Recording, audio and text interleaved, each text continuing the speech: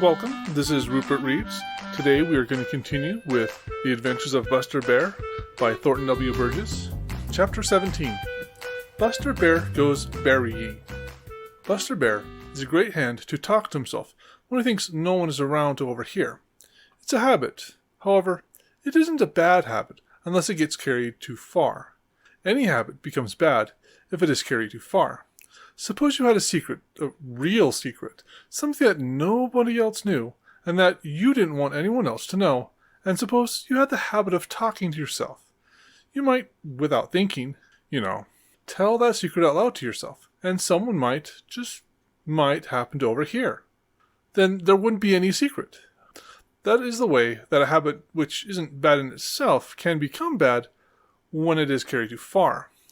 Now, Buster Bear had lived by himself in the great woods so long that his habit of talking to himself had grown and grown. He did it just to keep from being lonesome. Of course, when he came down to the green forest to live, he brought all his habits with him.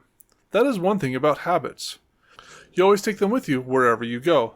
So Buster brought his habit of talking to himself down to the green forest, where he had many more neighbors than he had in the great woods. Let me see. What is there to tempt my appetite? Said Buster in his deep, grumbly voice. I find my appetite isn't what it ought to be. I need a change. Yes, sir, I need a change. There is something I ought to have at this time of year, and I haven't got it. There is something that I used to have and don't have now. Ha! I know. I need some fresh fruit. That's it, fresh fruit. It must be about berry time now, and I'd forgotten all about it. My, how good some berries would taste. Now, if I were back up there in the great woods, I could have all I could eat. That makes my mouth water just to think of it. There ought to be some up the old pasture. There ought to be a lot of them up there. If I wasn't afraid that someone would see me, I'd go up there. Buster sighed. Then he sighed again. The more he thought about those berries he felt sure were growing in the old pasture, the more he wanted some. It seemed to him that never in all his life had he wanted berries as he did now. He wandered about uneasily.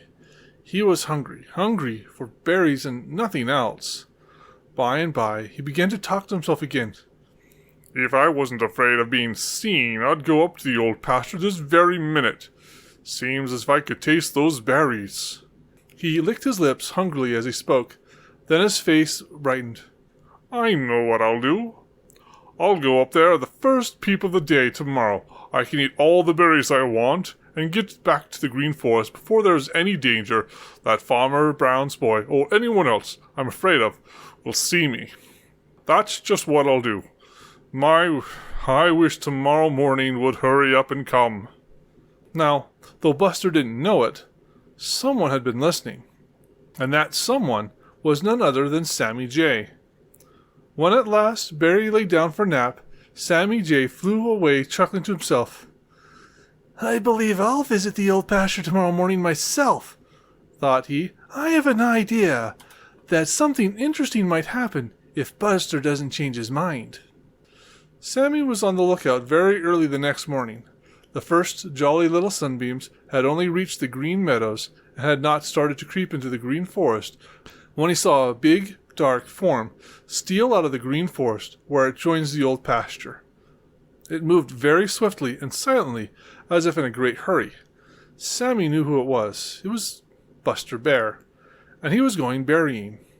Sammy waited a little until he could see better. Then he too started for the old pasture. That's the end of this chapter. Thank you for joining us. And if you liked what you heard, please like, comment, and subscribe. Thank you.